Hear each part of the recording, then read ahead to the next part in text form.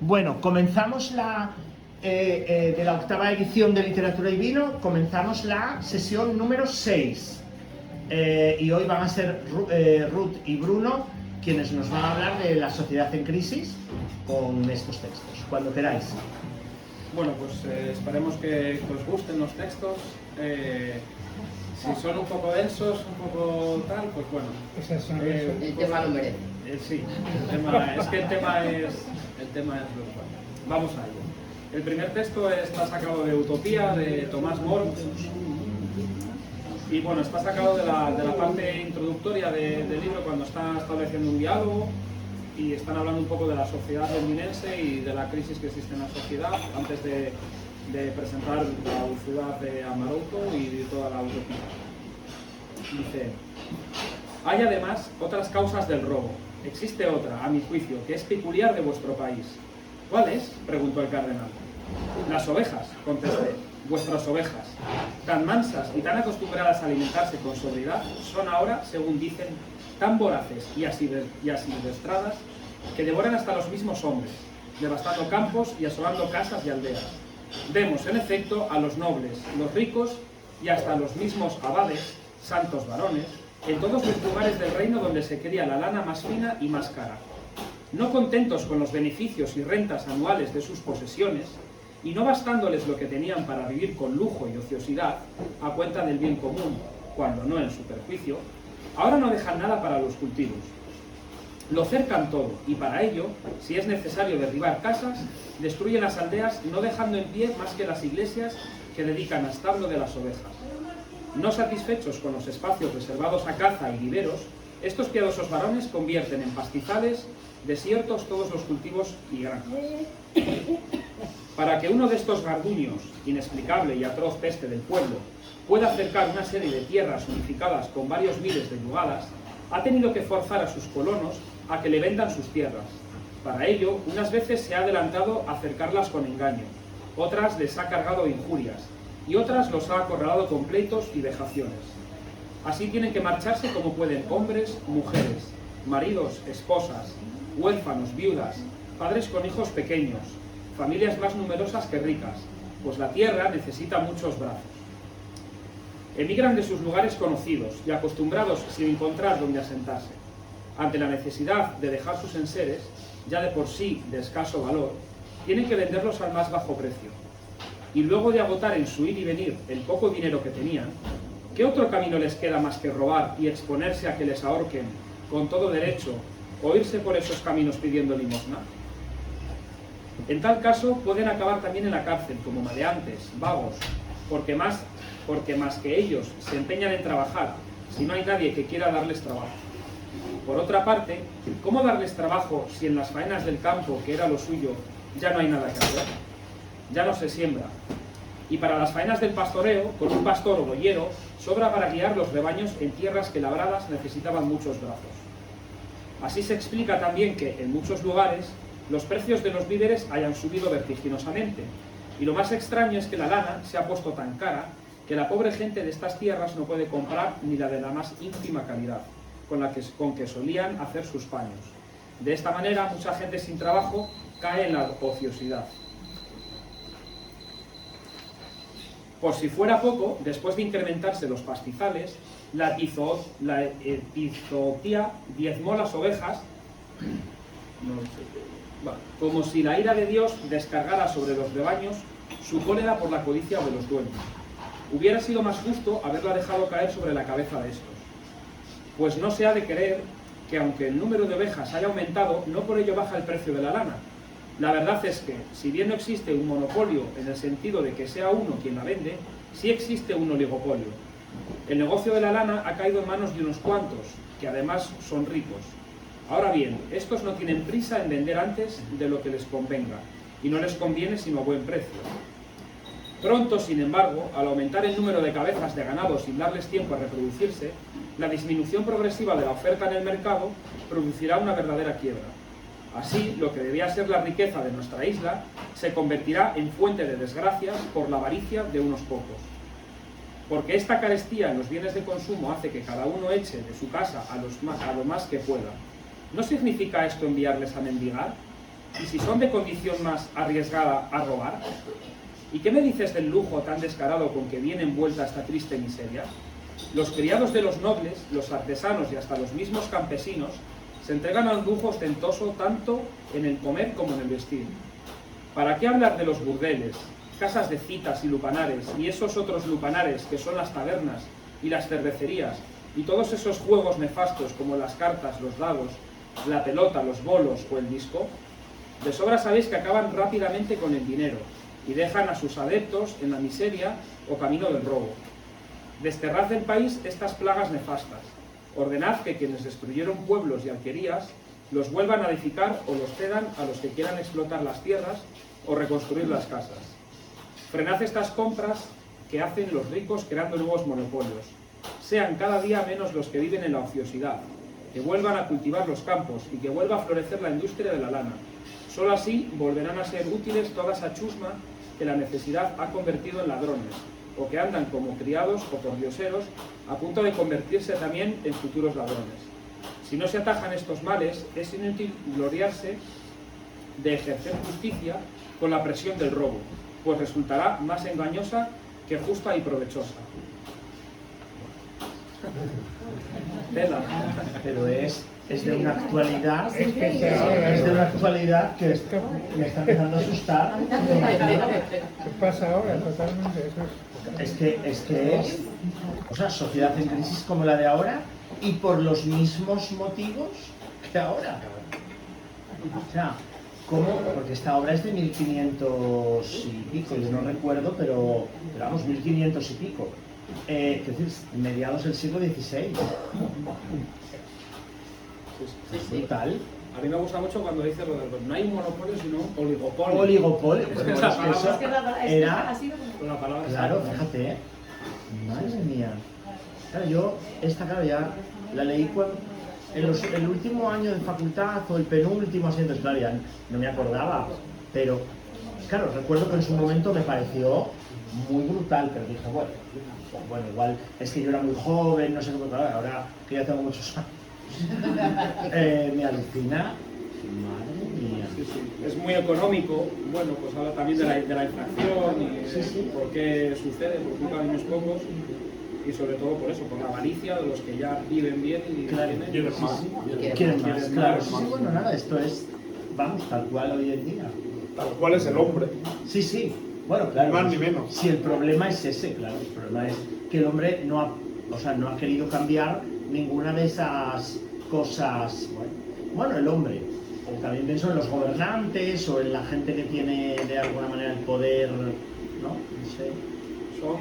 Es una lectura que, bueno, yo la escogí, bueno, me acordé de esta primera parte que hablar de la sociedad londinense y bueno, aquí empieza un poco como el género de la distopía con este libro y bueno, ensayo y luego da un poco de miedo porque cuando empieza a plantear la ciudad ideal, le da un poco de miedo esa ciudad ideal y bueno, claro, rozan límites muy...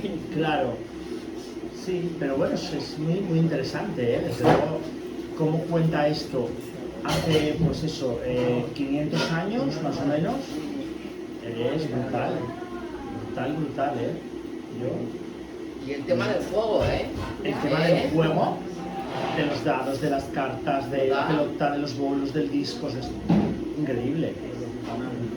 Y lo de las plagas, la ociosidad, como la gente que está ociosa es la que luego realmente pues, trae todos sus problemas. Es terrible, madre mía. Claro, es como...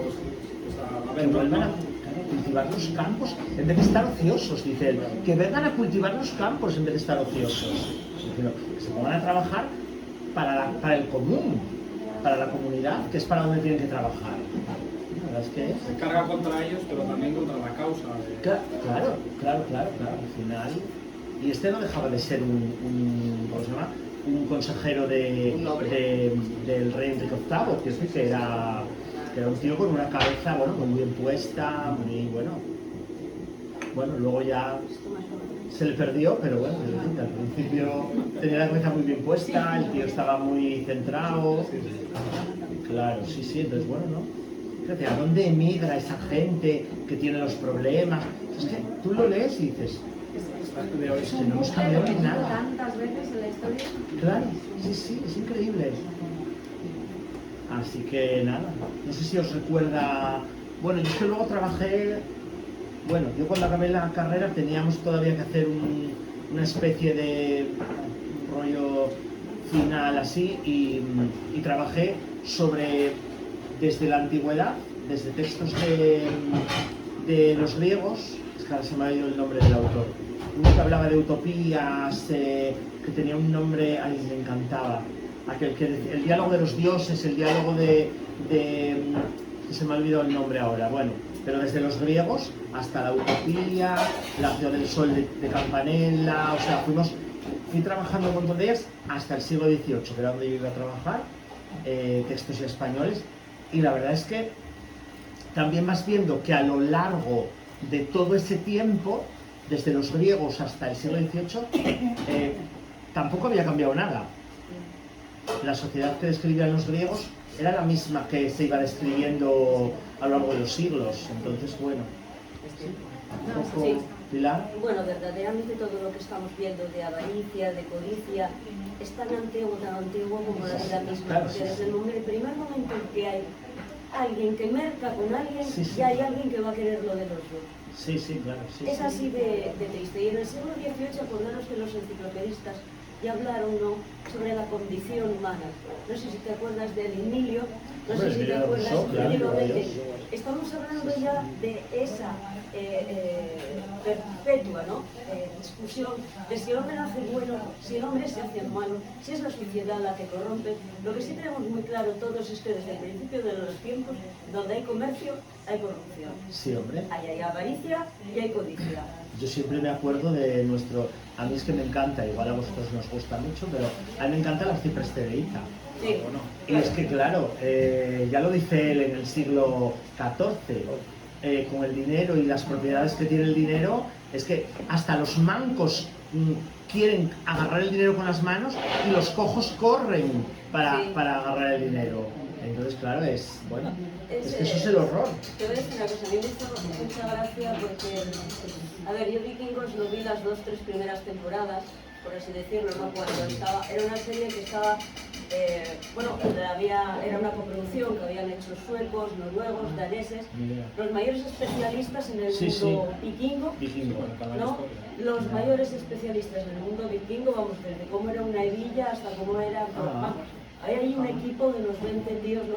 Entonces aquello era una maravilla, porque era historia, ¿no?, y sociedad, la historia vikinga. Y yo no había visto la 4ª temporada, pero un comentario que me hicieron fue como los primeros llegaron a Islandia, como colonos. Y eso estaba por lo visto en la 4ª temporada. Yo lo vi hace cosa de 15 días. Bueno, lo mismo. Para huir de las guerras, para huir de, ¿cómo se llama?, ¿no?, de la codicia, para huir de las rivalidades humanas, un montón de familias que quieren emprender una vida nueva en esa tierra oscura, según ellos, ¿no? Es oscura porque está cerca del reino de los dioses, que va a ser Islandia. Bueno, antes de un año ya estaban guerreando unas familias con otras, a ver quién era el rey, quién no era el rey. Yo casé contigo a tu hijo, pero ese hijo que van a hacer entonces se va a hacer con todo, entonces asesino a la mujer embarazada. Es decir, Sí. que no tenemos remedio. Nada, sí. Que da igual quién sea, ni qué sociedad, ni qué Y momento. luego, pues bueno, te remontas también, pues por ejemplo, a mí algo que claro, tú te ponías a leer como aquello era, pues no sabías si era una novela, si era un cuento, si qué demonios era, que era El Señor de las Moscas. Ah, hombre. Pues ahí Dios. tenemos El Señor de las Moscas, El Señor que de yo las ahí llevé el Moscas. susto de mi vida. ¿Qué pasa con El Señor de las Moscas? Pues 3/4 de lo mismo. Que el poder corrompe. Sí, no, está claro. ¿Vale? Hasta en niños. Que el poder corrompe, y lo mismo hablamos de un poder, lo que tú dices, en críos de 3 años. Sí, en críos. Mira, yo siempre digo una cosa, el ser humano aprende a decir papá, mamá y mío. Sí, cierto. La tercera palabra es mío. Sí, Y esa sí. palabra ya no se la Para arranca toda su siempre, vida. sí. ¿De acuerdo? Y el otro día hice un debate en clase y justo el tema del debate era si el ser humano nace bueno o es corrompido por la sociedad. Y sacaron el tema del Señor de las Moscas, que yo no lo he leído, y la chica que lo sacaba como argumento decía que es verdad que el Señor de las Moscas acaba así de mal, pero que está basada en una historia que acaba bien, vale, que no los sabía yo. niños fueron capaces de crear, de gestionarse Esa bien comunidad. hasta que les llegan a rescatar. Pero te voy a decir Yo una no lo he cosa. leído, no. Mira, te voy a decir una cosa. Dudo mucho que el autor se creyese que eso acabó. Y dudo mucho. No, te voy a bueno, decir una cosa, y claro, dudo pero, mucho. bueno, te voy a decir una sí, cosa. esto Dudo es- mucho. Nosotros sabemos lo que es dejar a críos solos en una clase. Sí, hombre, ¿Por qué no pruebas a dejarlos 15 días? Sí, hombre, claro. Hombre, vas a estar igual. ¿A Ya, tú ya, crees? ya. Claro. Prueba a dejarlos, son adolescentes. Los del Señor de los. Te voy a decir una cosa, los del Señor de las Moscas son adolescentes. Sí, Se sí. quedan solos en una isla, obviamente. Sí, claro. Y Pero tienen la unas co- madurez de la el adolescencia. problema es las condiciones Y la adversas en las que intransigencia, viven, claro. Exactamente, porque es la Y ahí está. intransigencia. Claro, Tú conmigo o tú contra mí. claro. Son así de primario. pero eso, bueno, no queremos hablar de nada, pero tú conmigo o tú contra mí, eso lo vemos cada día y no hace falta de hablar de alumnos. No. Y ya corto aquí Al otro y lado seguimos en este también, texto, porque me embalo. Vale, pues el segundo texto que hemos decidido son Las uvas de la ira, de John Steinbeck. Los emigrantes bullían en los caminos y en sus ojos se retrataba su hambre, y sus privaciones estaban marcadas en sus ojos. No tenían argumentos ni sistemas, nada, sino un número y sus necesidades. Cuando había trabajo para un hombre, 10 hombres luchaban por conseguirlo, y su arma era ofrecer sus servicios por menos dinero. Si ese hombre quiere 30 centavos, yo trabajaré por 25. Si él pide 25, yo lo haré por 20. No, yo tengo hambre, trabajaré por 15 centavos, por la comida, los niños. Debería usted verlos. Les han salido unos furúnculos, no tienen ánimos ni para jugar. Les di una fruta que encontré tirada por el suelo y se hincharon. Yo trabajaré por un pedazo de carne. Y esto era conveniente, porque bajaban los salarios y se mantenía el precio. Los grandes propietarios estaban contentos y repartían más prospectos para atraer a más gente. Los salarios bajaban y los precios se mantenían al mismo nivel. Entonces, los grandes propietarios y compañías inventaron un nuevo método. Un gran propietario compró una fábrica de conservas y cuando los duraznos y las peras estuvieron maduros, hizo bajar el precio de la fruta a menos del costo del cultivo. Y, en su calidad de dueño de una fábrica de conservas, se pagó a sí mismo un bajo precio por la fruta y mantuvo el precio de las conservas y así obtuvo un pingüe beneficio. Y los pequeños agricultores que no tenían fábricas de conservas perdieron sus granjas, que fueron absorbidas por los grandes propietarios, por los bancos y por las compañías que poseían también fábricas de conservas. Al pasar el tiempo hubo menos granjas. Los pequeños agricultores se trasladaron al principio a los pueblos hasta que agotaron su crédito, la ayuda de sus amigos y de sus parientes. Y entonces ellos también salieron a las carreteras. Los caminos se poblaron de hombres codiciosos por un trabajo, capaces de asesinar por conseguir trabajo. Y las compañías y los bancos fueron labrando su propia ruina, aunque sin darse cuenta. Los campos eran fértiles y los caminos marchaban hombres hambrientos. Los graneros estaban llenos y los hijos de los pobres crecían raquíticos y en sus cuerpos se hinchaban las pústulas de la pelabra. Las grandes compañías ignoraban que es muy delgada la línea que separa al hambre de la ira. Y el dinero pudo haberse ganado en jornales, se gastó en gases venenosos, armas, agentes espías, en listas negras, en instrucción militar. En las carreteras los seres errantes se arrastraban como hormigas en busca de trabajo, de pan, y la ira comenzó a fermentar. Esto ya es Tremendo, ¿eh? brutal, no, Tremendo. tremendo, vamos. Para mí significa todo. Las uvas de la ira significa eso en ese fragmento. Allí donde yo vivo hay cuadrillas y cuadrillas de magrebíes que van a coger o naranjas o limones, y si tú coges en 20 euros o 30 español, yo conozco a chavales jóvenes que les pagan a lo mejor a 2 euros la hora. 2 euros la hora. O sea, cogiendo con muchísimo sol, hay muchísimas Claro, avispas, claro. se hace muchísimo calor, 2 euros cada hora. Eso es esclavismo del siglo XX. Eso es esclavismo del siglo Esclavismo del XX, siglo Eso es lo que has leído tú. Pero no te Claro. pierdas la justificación. Bueno, es que para ellos 3 euros ya es mucho. Claro, Claro. es que el otro dice, Claro. yo trabajo Mejor eso solo que por nada. la comida. Es que O 2 yo euros en trabajo su país solo es un por... montón. Claro. Claro, Por eso yo me aprovecho. porque es la desesperación, pero esto en muchas películas, seguro, sobre todo en la zona de Estados Unidos, México y todo eso, iban los no dueños de las empresas, pero bueno, los encargados, y había una fila de gente de 20, 30 tíos, y decía, a ver, necesitamos 5, entonces se tiraban sobre la furgoneta, Sí, sí. a ver, tú, venga, va. Y esos 5 sabían que por lo menos ese día comían. A lo mejor al día siguiente no, pero claro, había que ir ese día a ver si comían. Pero es que a día de hoy los inmigrantes que viven en Estados Unidos van a las plazas, llega una furgoneta y meten a 5 para Claro, trabajar. para Es que trabajar. existe hoy en mi pueblo eso. Y eso es España, que lo digo, hablamos, pero...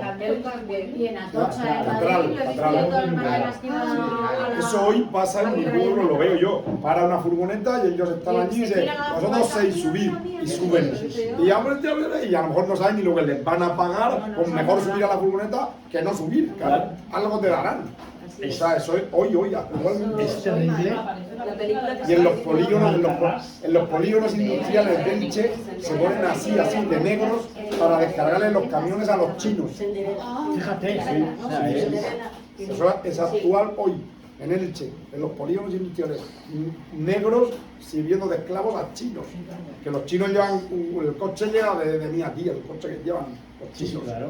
Yo no recuerdo dónde fue, pero estaba haciendo el camino de Santiago y pasé por unos campos, claro, que estaban muy alejados de la carretera. Y había presos, todos con su mono, era espectacular, era impresionante verlos, todos con presos. Y después los han traído, no sé si a Pero iban como a trabajar. No, ¿o qué? estaban trabajando, estaban trabajando. estaban ¿Eso trabajando. en España? No recuerdo, estaba en el camino de Santiago en una de las etapas. Pero bueno. Fíjate, te diría sobre ¿Presos? todo. ¿Y eran presos? Presos. Pues hombre, si fueran presos ni tan mal, entiendo. No sabía la comunidad, eso le da la Mucha, pero aquí en España no. No, yo en España, pero sí. Yo no lo he oído Navidad, nunca, ¿eh? Vamos, no fuera mal. Tienen gimnasio, piscina y todo el rollo ese. Yo no he oído. Yo estoy trabajando en la cárcel y no tengo Claro, eso está bien. Depende de la cárcel. Yo estoy trabajando en Puede ser que vayan a ver Claro, dice Mili, claro, es que eso de los presos que dices tú, Ángeles, es que claro, dice Mili que el Camino de Santiago redime.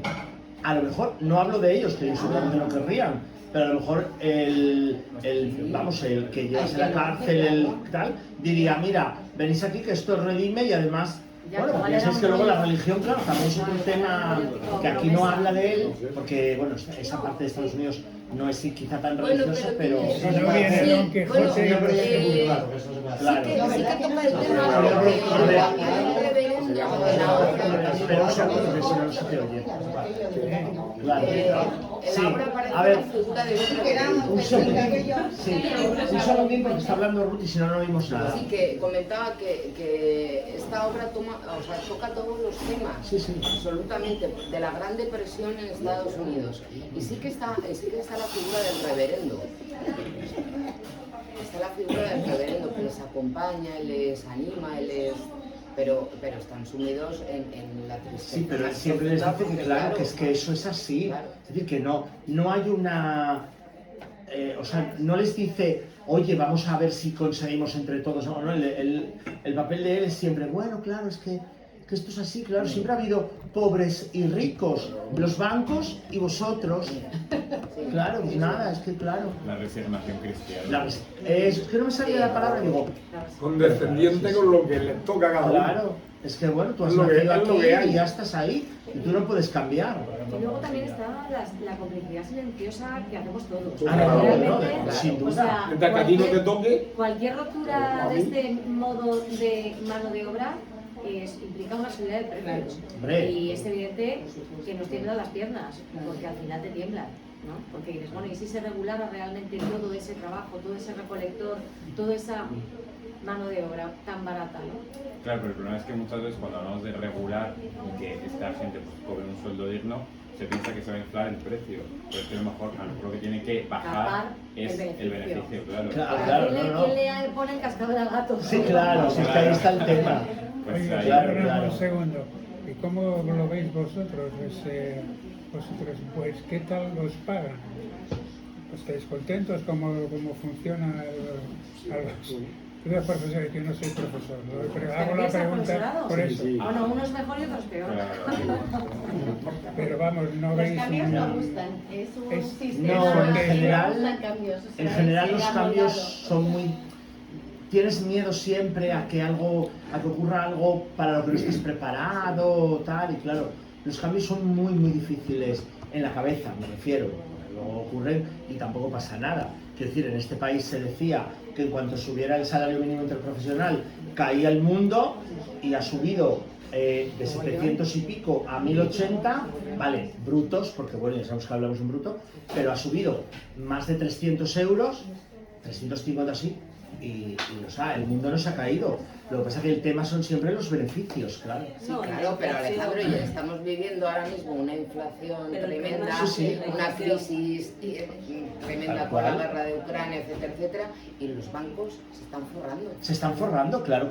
20.000 millones entre los 5 o 6 bancos que más habían ganado, vamos, Es que es obsceno, es Claro. obsceno. Pero es O sea, el imperio del poder. Es el imperio del poder. Que viene de Sí. todo. Desde siempre, cuando empezó, se acabó, luego la evolución esa entre los cazadores y recolectores, que pasó a cultivar los campos, ahí se produjo ya el imperialismo de los que dominaban el territorio. Claro. Y si tenían ese territorio lo iban a por más, porque necesitaban o querían tener más y más y más, y conquistaban países, y luego vino pues, los imperialismos que vivimos ahora, es decir,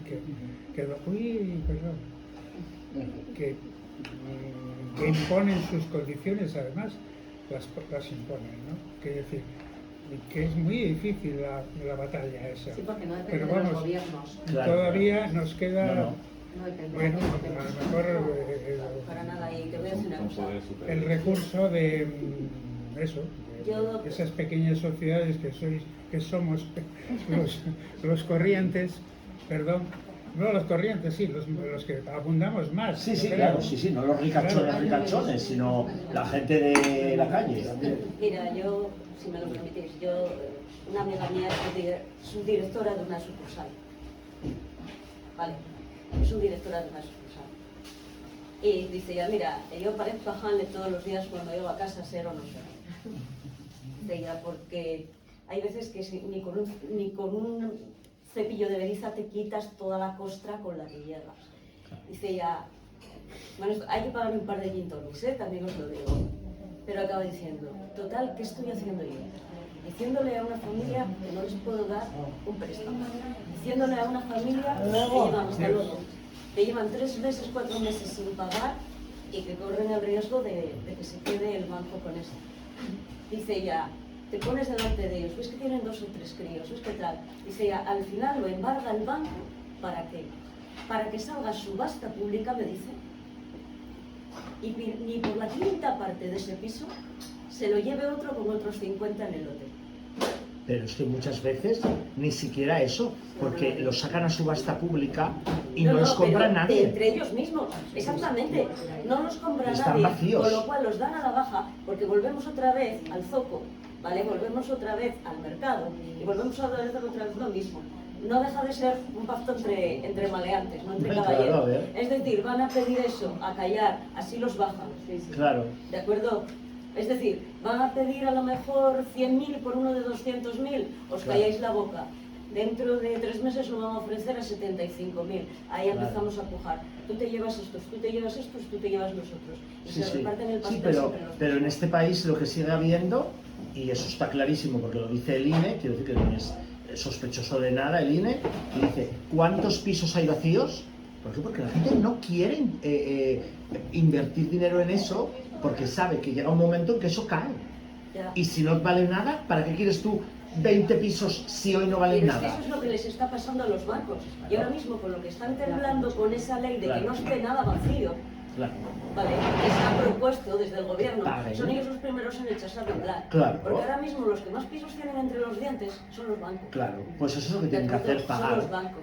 Ajá, Y al que final nos son queda los otra. grupos de presión. Hace Claro. como 3 semanas me sorprendió en el centro yendo hacia el Corte Inglés, en una rotonda, el logotipo del Rotary Club. Claro, el Rotary Club de Madrid, Barcelona, grupos de poder, Sí, de que presión, si perteneces a ese grupo, se reúnen pues de todos los ámbitos, economía, medicina, a nivel mundial, pero claro, ya están en todas las ciudades, al final. O sea, y al Claro, final claro. son los que mueven esos hilos de espera, esto a la baja, esto a la alza, esto por intereses, bancos, no bancos, y al final pues Sí, sí. está hay que pagar todos los barrotes, Sí, ¿no? sí. Que Y es, pues tanto. esa miseria que es de vergüenza que... Sí, sí. A mí lo que más me duele, para pasar ya al siguiente texto, es la frase esa de los graneros estaban llenos y los hijos de los pobres crecían raquíticos y en sus cuerpos se hinchaban las pústulas de la pelada. Es que me parece una absoluta vergüenza. O sea, los graneros llenos y esos niños muriéndose de hambre, encima raquíticos, que me recuerda, claro, siempre a lo de la falta de vitamina C, de tal, que es una vergüenza.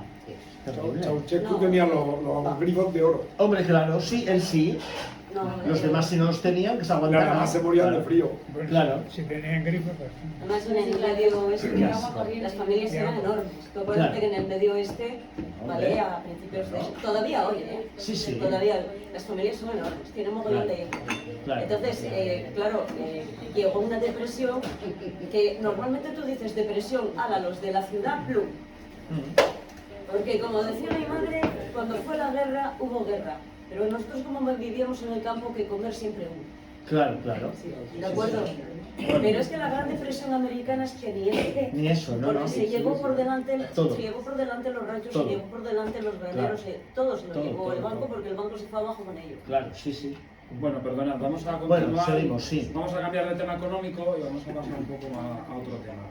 El texto 3 son las cartas marruecas de José Caaso. He elegido un par de cartitas porque, bueno, hay una muy corta que me gusta mucho un poco lo que deja del tema que trata y la segunda. Carta 13ª. Del mismo al mismo.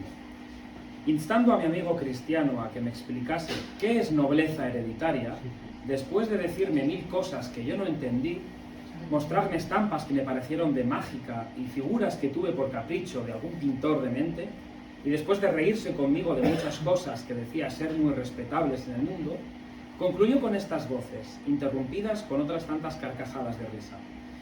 Nobleza hereditaria es la vanidad que yo fundo en que, 800 años antes de mi nacimiento, muriese uno que se llamó como yo me llamo y fue hombre de provecho, aunque yo sea inútil para todo.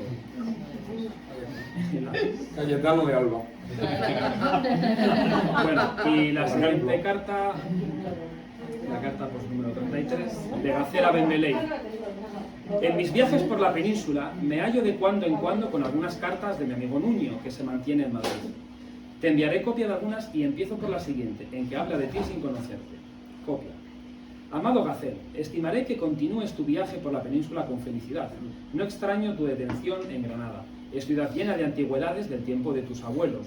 Su suelo es delicioso y sus habitantes son amables. Yo continúo haciendo la vida que sabes y visitando la tertulia que conoces. Otras pudiera frecuentar, pero ¿a qué fin? He vivido con hombres de todas clases, edades y genios. Mis años, mi humor y mi carrera me precisaron a tratar y congeniar sucesivamente con varios sujetos. Milicia, pleitos, pretensiones y amores me han hecho entrar y salir con frecuencia en el mundo. Los lances de tanta escena como he presenciado, ya como individuo de farsa o ya como del auditorio, me han hecho hallar tedio en lo ruidoso de las gentes, peligro en lo bajo de la República y delicia en la medianía. ¿Habrá cosa más fastidiosa que la conversación de aquellos que pesan el mérito del hombre por el de la plata y el oro que posee? Estos son los ricos. ¿Habrá cosa más cansada que la compañía de los que no estiman a un hombre por lo que es, sino por lo que fueron sus abuelos? Estos son los nobles. ¿Cosa más vana que la concurrencia de aquellos que apenas llaman racional al que no sabe el cálculo algebraico o el idioma caldero? Estos son los sabios. Cosa más insufrible que la concurrencia de los que vinculan todas las ventajas del entendimiento humano en juntar una colección de medallas o en saber qué edad tenía Catulo cuando compuso el Pervicilium Veneris, si es suyo, o de quien sea en caso de no serlo del dicho. Estos son los eruditos. En ningún concurso de estos ha depositado en naturaleza el bien social de los hombres. Envidia, rencor y vanidad ocupan demasiado tales pechos para que en ellos quepa la verdadera alegría, la conversación festiva, la chanza inocente, la mutua benevolencia, el agasajo sincero y la amistad, en fin, madre de todos los bienes sociables. Esta solo se halla entre los hombres que se miran sin competencia. Bueno, Cadalso, un adelantado a su tiempo, bueno, totalmente, claro. Pues está todo escrito, ¿eh? Yo creo que ya... Sí, sí, las cosas que se escriben al final no son más que copias de otras con otros nombres o con otras formas de expresión, pero al final está todo escrito, ¿eh? Esta, la carta 13, me encantó porque, bueno, es la que les pongo yo para empezar el curso del siglo XVIII, es la que yo les pongo. Les digo, hemos visto en el curso pasado tercero, el honor, los nobles, etc. Digo, estamos hablando del siglo XV, de la Celestina, y de repente pasamos al siglo XVIII, 3 siglos después estamos igual. La nobleza hereditaria, ¿en qué se basa que tú eres noble? En que tus abuelos, tus padres, no sé qué, lo eran. Ya claro, pero eso, ¿y qué más me da? Como dice Areusa, que a mí es lo que más me gusta de la Celestina, dice, vamos a ver, no busques en tus antepasados la virtud. No, porque tú tienes que buscarla en qué haces tú y quién eres tú. O sea, un concepto además, bueno, absolutamente moderno, sobre todo teniendo en cuenta que Areusa no es más que una prostituta a finales del siglo XV y además una mujer. Bueno, que todo tiene su cosa. O sea que es, bueno, es increíble, increíble. La verdad es que de la nobleza hereditaria a mí me rechifla.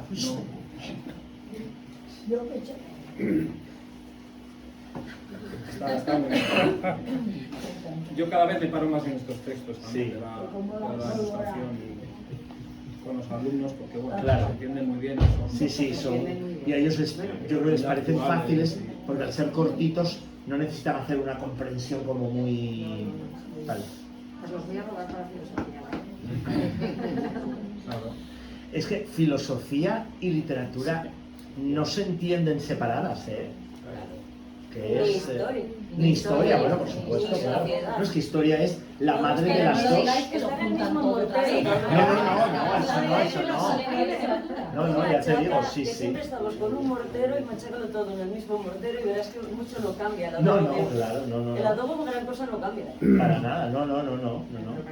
Me encanta además, mira, esta no me acordaba yo de ella, de la 33, pero es muy buena porque va preguntando, ¿habrá cosas más tal? Pues esos son estos. Y va desgranando la sociedad uno por uno. Estos son estos. Es una maravilla. Es que Cadalso, bueno, las cartas marruecas son, bueno, el principio de la modernidad. Con Larra, junto con Larra, son el principio de la modernidad.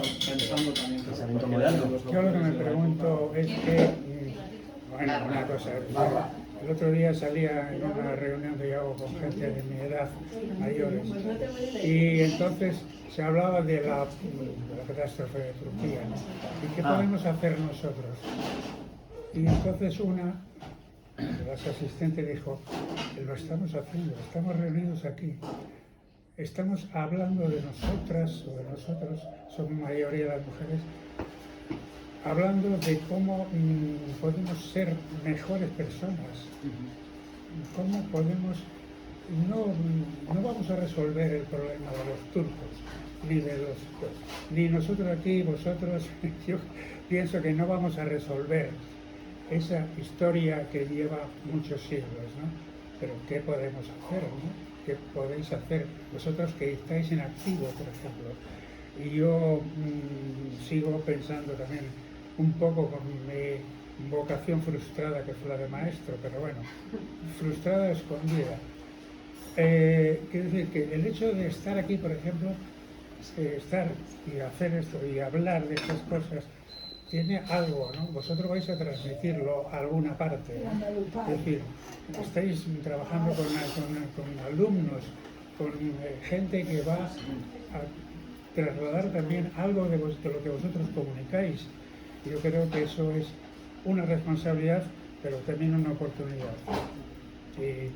Porque es que la sensación de impotencia yo creo que es tan grande ante tantas cosas que te aplastan. Porque yo he trabajado también, pero como profesional, la psiquiatría, una muy humana y tal, pero no puedes arreglar el mundo porque estás ahí, ¿no? Y cuando dices, ¿qué haces tú? Sí, a través de la docencia yo creo que una semilla se pone para ese mundo de reflexión crítica, pero realmente yo creo que la masa social educa mucho más. Claro. Sí. Entonces al final es verdad que es un poco desolador.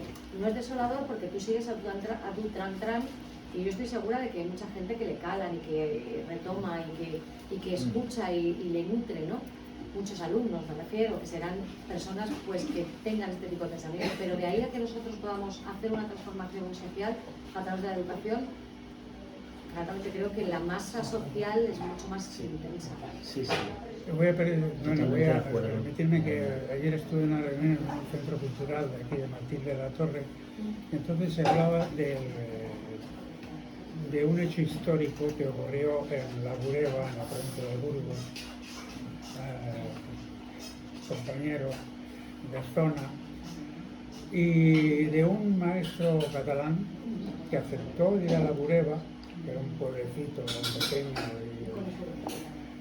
y escondido por allí, y les llevaba el sistema Freinet, que supongo que lo conocéis, y este hombre aportaba allí una cantidad de cosas a la gente, porque él les dijo además, porque ellos no habían visto el mar, claro.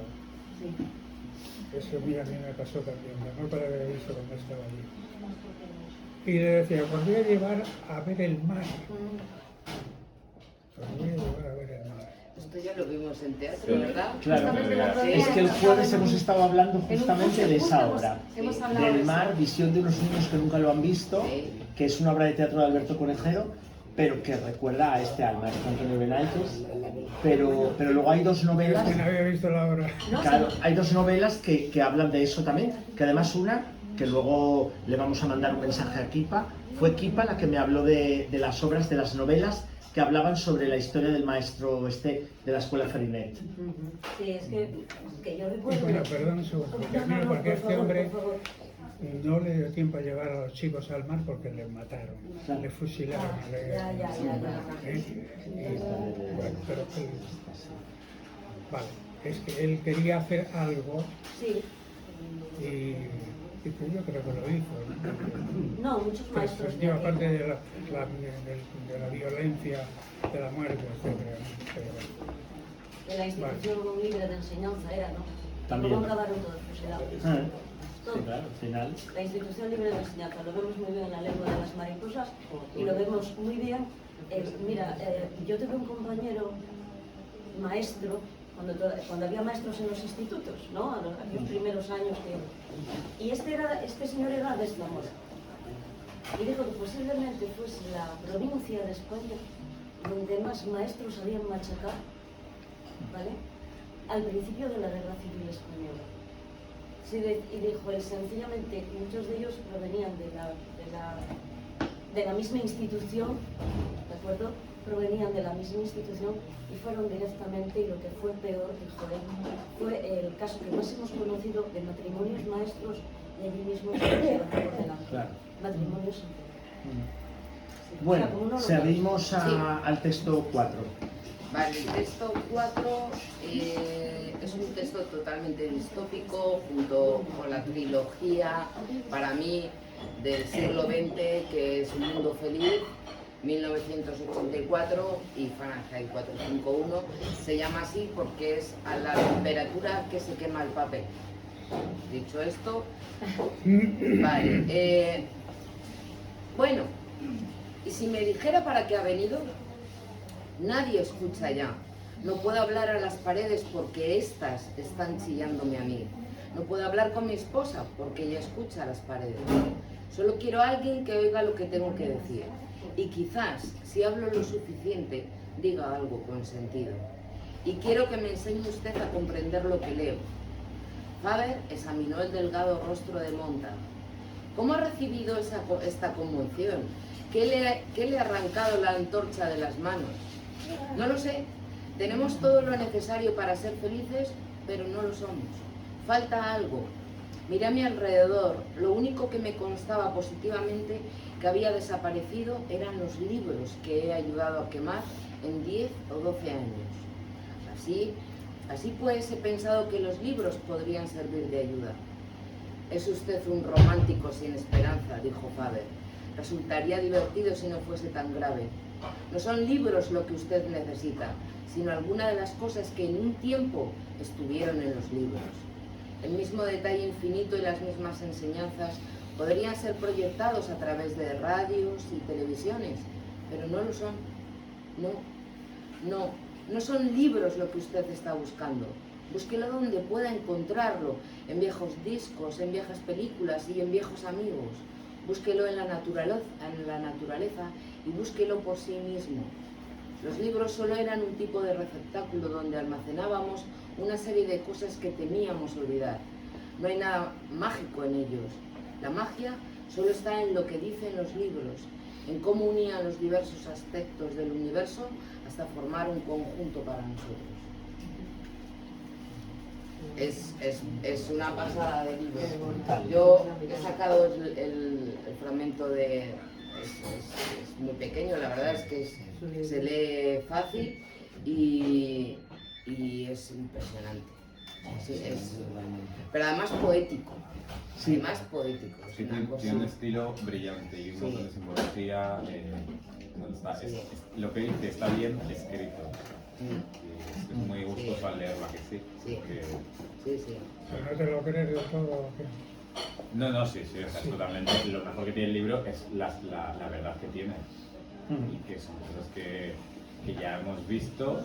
Es que justo el otro día me gusta porque estamos viendo muchas cosas que estoy viendo con los chavales del internacional. Claro. Y lo que decías tú de la educación es importante, pues chavales de 17 años leen estos libros. Otros chavales... Y sin obligarlos, son libros que ellos leen porque quieren. Ellos tienen la opción de presentar libros y películas, elementos culturales a la clase, y el otro día me presentaron este libro, y entonces pues sí, obviamente la verdad que tiene el libro es maravillosa, y hablaba el chaval que lo presentaba de cómo se quemaron libros pues hace muchos años, y yo les preguntaba, ¿y creéis que dentro de cuánto falta para que se vuelvan a quemar libros? Y me decían, a mí me da miedo. Y me decían la mayoría, no mucho. Claro. Fíjate, los propios chavales de 17 años. Sí, que son brillantes, son muy lúcidos. O sea que algo de esa esperanza queda. No sabemos a cuántos llegará, pero bueno, a algunos llega. De todas formas, no tenía que haber lecturas obligatorias, como decía este Borges. Claro. Porque yo me acuerdo cuando iba de campamento, me decían, no cojas fruta, y cogía 3 piezas. Claro. No leas, y al final era un todo el poco día leyendo. el del campamento porque le sobraba fruta y los críos cogíamos el doble. Entonces, claro. Sí, verdad. Lectura obligatoria a lo mejor no tenía que ser. Que cada uno se acercara a la lectura que le apeteciera, sí. Pero no es a veces, si no les obligas, hay muchos que no se acercan. No se acercan a ninguna, ¿no? Claro, sí, es verdad. Y muchas veces también cuando te obligan, yo entré en la lectura porque me obligaron. Claro, a veces entras en la lectura porque te obligan. Con una lectura obligatoria de Claro. Yo también. Pero, claro, la cosa es que quien te manda a leer sepa a qué lectores está llegando con ese libro. Y a veces ese es el problema, porque yo recuerdo muchos años que se mandaba a leer el Lazarillo en tercero de la ESO. Es que los chavales no lo entienden. Digo el Lazarillo, bueno, digo el Lazarillo y digo el Quijote y digo... Hombre, recuerdo que había gente que decía que en cuarto de la ESO había que leer La Regenta. Digo, sí, claro. Sí, cómo no. No, si por ponernos en utopía, nos ponemos donde queráis, pero no, claro. es que eso hace aborrecer. Claro, pues hace aborrecer la literatura. Y al final es una pena. ¿Okay? Bueno, texto 5, que me gusta mucho a mí. Amélie. Ah, Tuyo, ¿sí? sí. Ah, vale.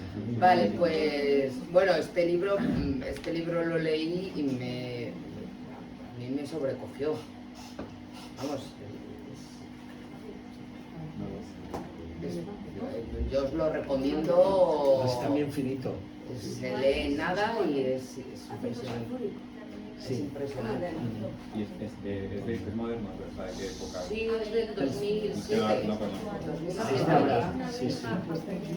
Sí, Igual. ¿No lo leéis? No, no la conozco. 2007.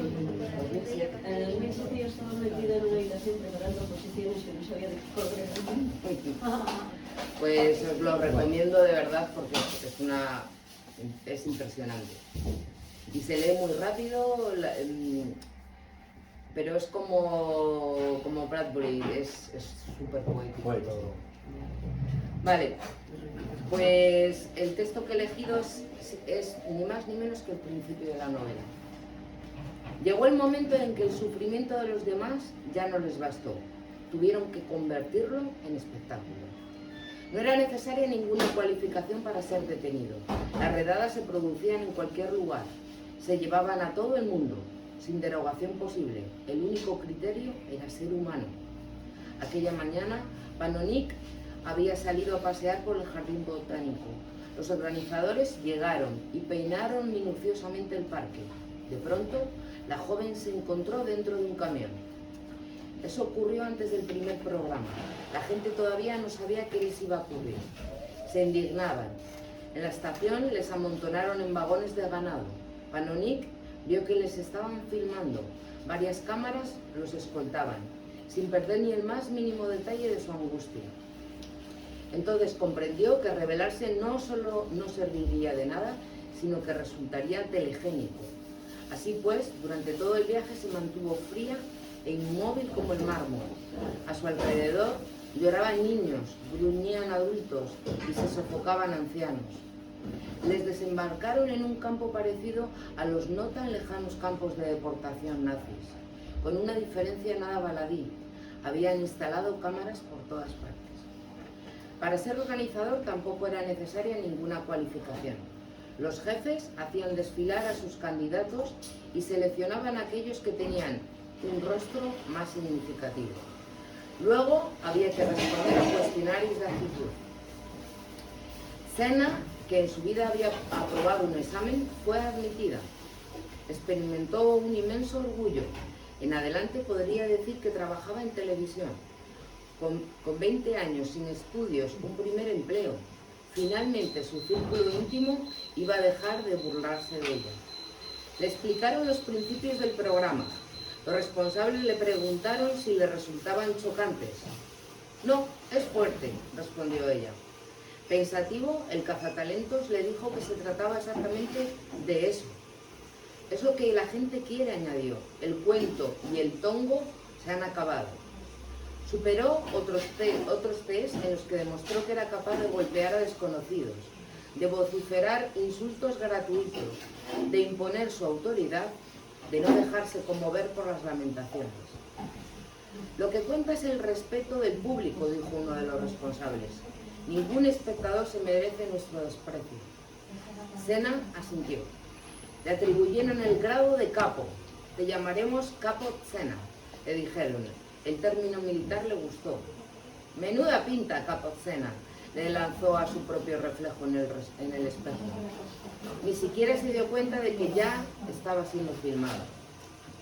Los periódicos no hablaban de otra cosa. Los editoriales estaban al rojo vivo.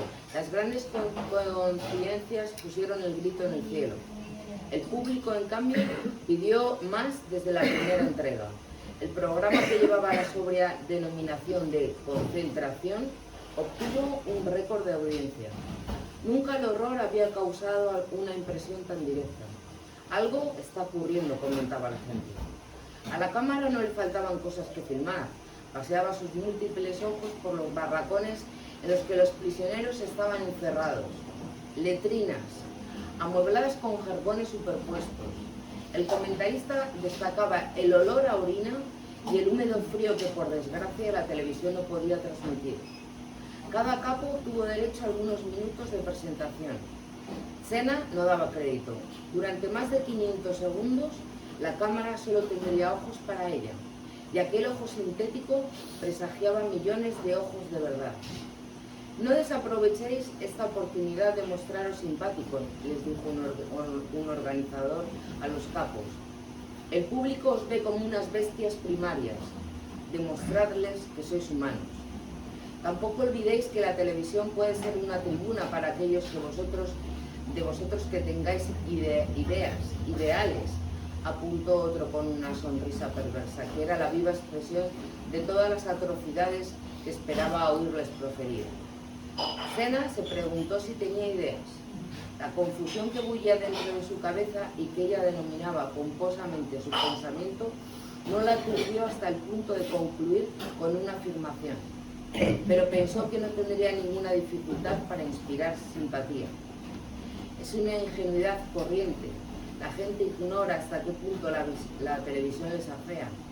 Senna preparó su discurso delante del espejo sin darse cuenta de que la cámara no tendría con ella la indulgencia de su propio reflejo.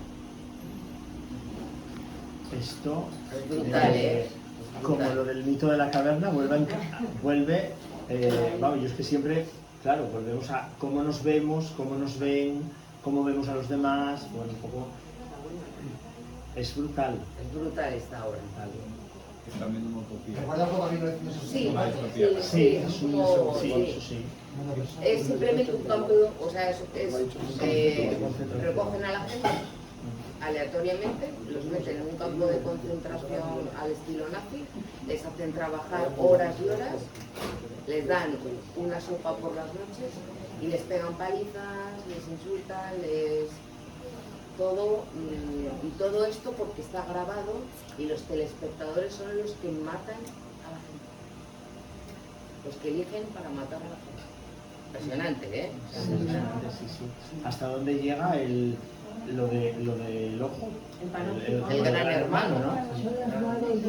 Es brutal. Es curioso porque el villano de la película, entre comillas, ha ido variando en los textos, ¿no?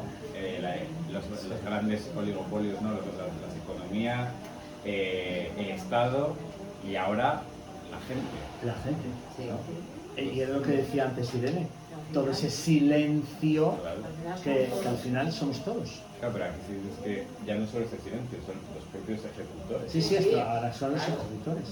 Claro, y además que cuando al poco de arrancar, ¿no? Que has dicho, era todo como un campo de concentración, pero con una diferencia, que no es pequeña. Había cámaras por todas partes. Claro. Y realmente es que es un momento que dices, hostia, es que, o sea, ya es duro estar en un campo de concentración y todo aquello, pero piénsalo, que te vean todo. Porque los nazis lo hicieron todo muy en silencio, y los rusos, ¿no? Que no se enterara nadie, pero todo es ya grabado. Con cámaras. Madre mía. Es que es... Además, el principio es que es atronador. Llegó el momento en que el sufrimiento de los demás ya no les bastó. Tuvieron que convertirlo en espectáculo. Es que la frase es... Y eso a mí vamos, en cuanto leo eso, lo primero que pienso es en los medios de comunicación de hoy. Sí, sí. Y no hablo de hoy solo, sino, por ejemplo, el otro día, creo que en la charla con Conejero lo hablábamos, lo de las niñas de Alcácer, lo hablaba María Velasco, ¿no? Sí. Lo de las niñas de Alcácer, o sea, cómo la televisión entra en tu casa y empieza a, oye, ¿y cómo lo estáis pasando? Hostia, si han muerto, o sea, han asesinado a unas chavalas, ¿cómo lo vamos a estar pasando? Es que es como de trastorno, pero a ver, sí, pues claro, los medios de comunicación son también tela, ¿eh? Una cámara es una herramienta muy poderosa para desarrollar esas partes turbias que tenemos los humanos. Claro, claro. De todo, ¿no? De morbo, de curiosidad, de catarsis también, ¿no? De ver en los demás cómo sufren, cómo pegan. Esa periodista, por desgracia, abrió esa brecha. Sí. Por desgracia, y sigue, el problema es que sigue y de ahí ha salido todo. Te voy a decir una cosa, fue un escarnio. El primer gran escarnio que hicieron los medios de comunicación. Pero se mantuvo en los medios de comunicación. Exactamente, pero el primer gran escarnio se hizo con ese caso y fue Nieves. Se mantuvo, no, pues mantiene. Se mantuvo, no, claro. Tampoco se mantiene. Una secuelilla de no podemos decir, pero qué reportaje en Netflix.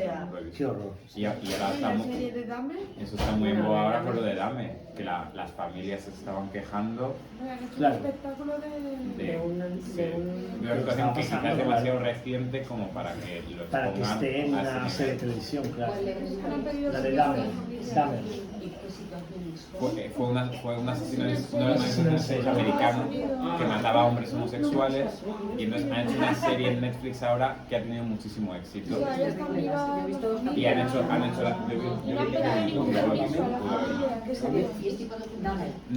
no, pero es una serie. Hicieron una serie, luego hicieron otra serie de cuando el asesino era adolescente y luego han hecho como unos reportajes más y en centrados cada en el capítulo periodismo. son una víctima. Claro. Madre mía. Y las Yo la familias tuve que dejar de ver. Sí, es muy sangriento. Bueno, pues nada, vamos a por el último. Sí, vamos Venga. a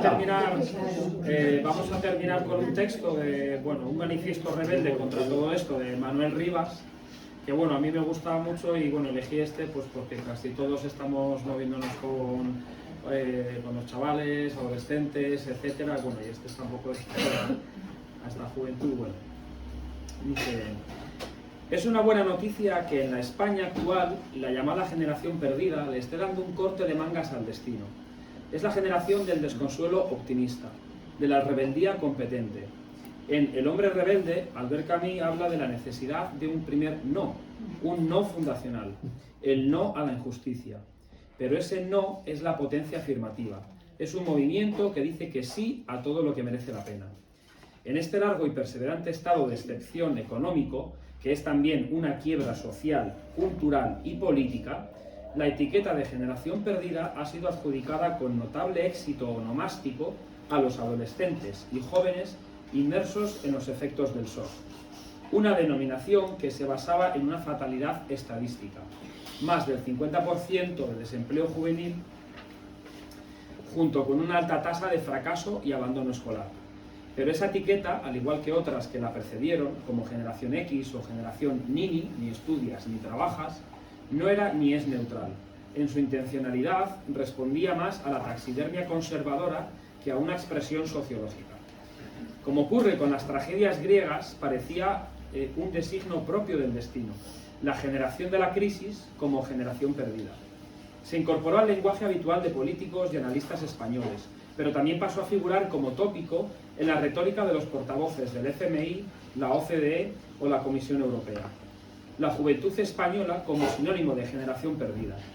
No parecía ser el resultado de una causalidad, de una política de corrosión, abaratamiento, sino una especie de peste bíblica o de accidente natural que por casualidad castigaba en especial a la península ibérica, pues Portugal también tiene su generación perdida. Hay muchos carteles y grafitis que explican mejor lo ocurrido que muchos de esos informes de expertos que nunca han pisado una calle de barrio, ni un hospital, ni un centro público de enseñanza. Me quedo con uno, muy sencillo, recién visto en un documental sobre el 15M. Es un cartón que lleva a una muchacha con un desconsuelo optimista, mientras suena el blues de la generación perdida, de Amaral. Dice la pancarta: pronto usados, pronto tirados. Eso es lo que está en el núcleo de lo que ha ocurrido, de lo que está ocurriendo, de lo que se quiere establecer como futuro. Sobre generaciones hay un texto muy interesante de Ortega y Gasset, cuando era un joven rebelde y competente. No habla de una generación perdida, sino que arremete contra lo que denomina generación delincuente. El fragmento aparece en El tema de nuestro tiempo, 1923. La generación delincuente se arrastra por la existencia en perpetuo desacuerdo consigo misma, vitalmente fracasada. Yo creo que en toda Europa, pero muy especialmente en España, es la actual una de esas generaciones desertoras. ¿Quién es hoy esa generación desertora y delincuente? No, desde luego, la generación perdida. En lugar de desertar, en lugar de la desafección, ha elegido el no a la injusticia de Albert Camus, ese movimiento que dice sí. Bueno, Manuel Rivas da siempre la diana, ¿eh? Esto es... Este me gustó porque, bueno...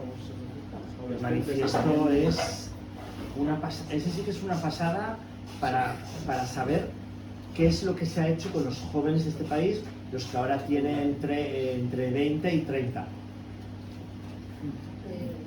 Bueno, verdaderamente les tocó ser unos niños que lo tenían todo, ser unos adolescentes que vieron cómo se llevaba el viento todo. Claro. Y cuando éramos pocos y ya llega yo a un medio ver la luz, resulta que nos viene otra crisis, ¿de acuerdo? Nos viene otra crisis y nos viene una pandemia. Claro. Verdaderamente tú ves ahora chavales con 25 años y parece que han vivido una guerra, por no decir dos. Ya, claro. ¿De acuerdo? Pero verdaderamente tú, fíjate, desde el 2008, como éramos antes del 2008, lo que vino después del 2008, no vivir esa pandemia, no vivir esa crisis tantos años, que a mí no me extraña nada, y que se vea un poco como que se ven en el aire. ¿Cómo nos van a ver en el aire si casi nos quedamos nosotros? Y vosotros estabais empezando. Porque para nosotros fue un revolcón total a la vida que teníamos. Tenía 18. Fue todo, vamos, fue una vida, un revolcón total. Yo me acuerdo de los alumnos de antes del 2008, de los de después del 2008 y de la catástrofe psicológica que nos hemos encontrado ahora a la vuelta de la pandemia. Ya, bueno, pero, Niños que ya... pero es distinto, o sea, cómo eran antes de 2008 y después, y cómo son antes de la pandemia y después, son cosas muy distintas, Sí, muy distintas, pero ahora mira lo que él dice. Sí, sí. Él empezó en el 2008 con, vamos a poner, 12 años, vivió toda la crisis y luego cuando empieza a trabajar le toca todo esto. Claro, claro. Verdaderamente optimismo un poco, Claro. No, no, es de lo que habla exactamente el texto, claro. Optimismo Pero un poco. fijaos cómo va otra vez hasta Ortega, o sea, Sí, sí. cómo todo es recurrente, todo es recurrente. Ese Ortega que decía, fijaos, la generación delincuente se arrastra por la existencia en perpetuo desacuerdo consigo misma, vitalmente fracasada, dice. Yo creo que en toda Europa, con todo lo europeísta que era Ortega, dice, pero muy especialmente en España, es la actual una de estas generaciones desertoras. Fijaos, estamos hablando de 1923, que estamos hablando de un momento en que estábamos en la Edad de Plata, que la cultura era un movimiento súper potente, pero claro, no acompañaba todo lo demás. No acompañaba porque estaban llamando a jóvenes para ir a África, que había que reunir dinero como fuese para mandarlos a América. Claro, ese es el problema. Porque las carnicerías en África o en Cuba eran enormes, son frígidas. Claro.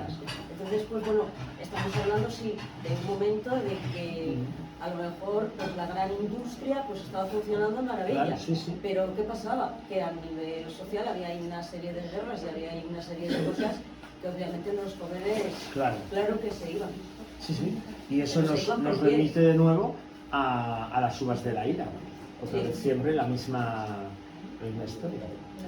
Pero este texto, que lo he cogido así, tiene un sentido optimista, ¿no? Sí, al Sí, final sí, sí, un sentido optimista. Sí, sí, claro. Porque es como que, a pesar de todo, han elegido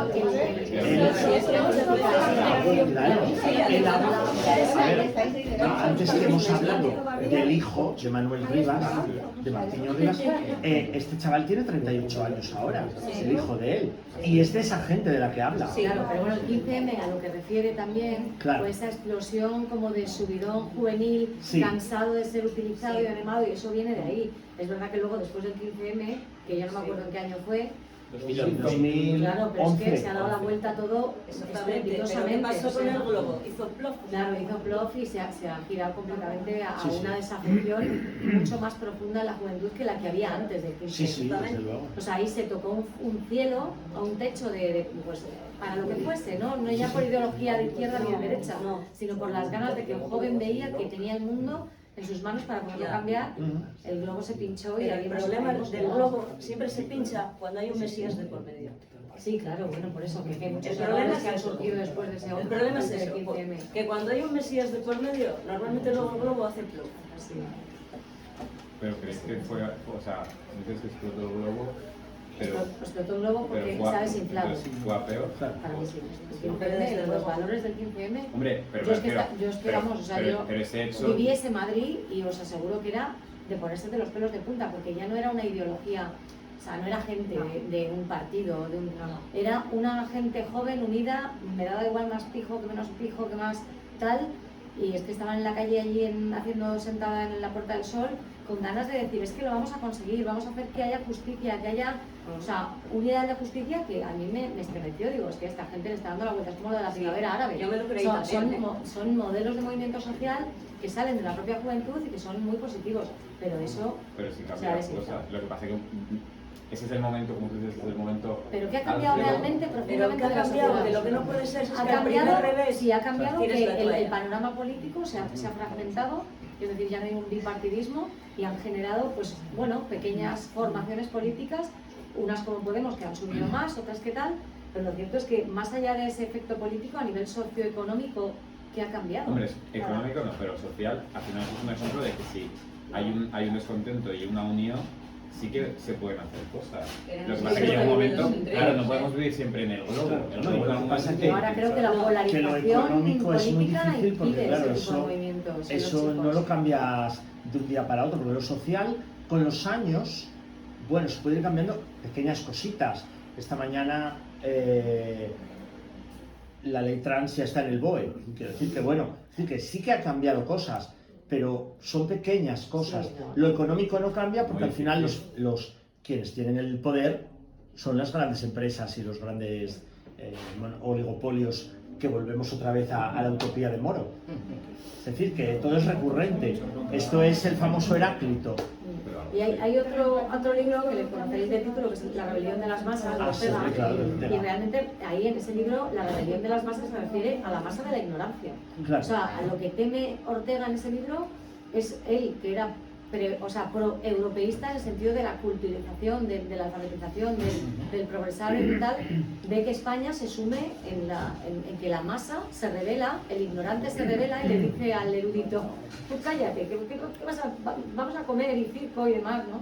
Claro. Ese es el miedo de Ortega, y en realidad sí pasa. Pero ahí Ortega choca un poco con las cartas marrocas que hemos leído antes, ¿no? Sería al que critica, o no se criticado en cartas marrocas. Bueno, esto pegará Bueno, sí, claro, no difícil, pero yo creo que muchas veces pasa, y lo veo aquí, que la sociedad más conformada siempre tiene algo que criticar a las nuevas generaciones. Ahora es la generación de cristal, ahora ya no es la generación perdida, ahora es la generación de cristal, que son los chavales a los que damos cosas. Eso que es algo... Siempre los más mayores criticamos a las nuevas generaciones. Yo creo que está como muy metido. Claro. Fíjate, Y eso es para porque en el momento que ponerlos en su sitio y que no haya lo que son los avances, ¿no? Y eso es continuo. Mira, siempre habrá un cuarto de avance y te reprocharán los 3 cuartos que no has avanzado. Ah, bueno, ya, claro, sí. Por Solo se repite así. ¿De acuerdo? Y vendrá la generación siguiente que no se fijará en lo que tú has avanzado, sino en los 3 cuartos que no has avanzado. Y así va a ser un efecto dominó. Sí, pero yo creo que estamos como pasa en la contrarreforma, cuando surge la reforma, o en la restauración, cuando surge tal. Es un poco también hay una rama muy potente de querer paralizar muchos movimientos sociales, muy potente. Claro. Porque a los movimientos económicos no les interesa que avancen. Pero incluso yo pienso que la sociedad, o la gente que ha sido progresista en su momento, cuando se da cuenta que a lo mejor ahora no es su momento, y es el de los jóvenes, que son más progresistas o tienen ideas más revolucionarias, cuesta soltar. O sea, yo no hablo de los conservadores, hablo de los progresistas, que fueron progresistas y avanzaron en su época, les cuesta soltar la vara de yo, o el cartel de yo soy el que... Pasar el testigo y... No, eso desde siempre. Yo creo que cuesta pasar el testigo fatal. ¿Por qué? Porque se acaban queriendo, pasan de ser líderes a ser mesías. Es lo mesiánico. Bueno, chicos, cerramos, ha sido una maravilla.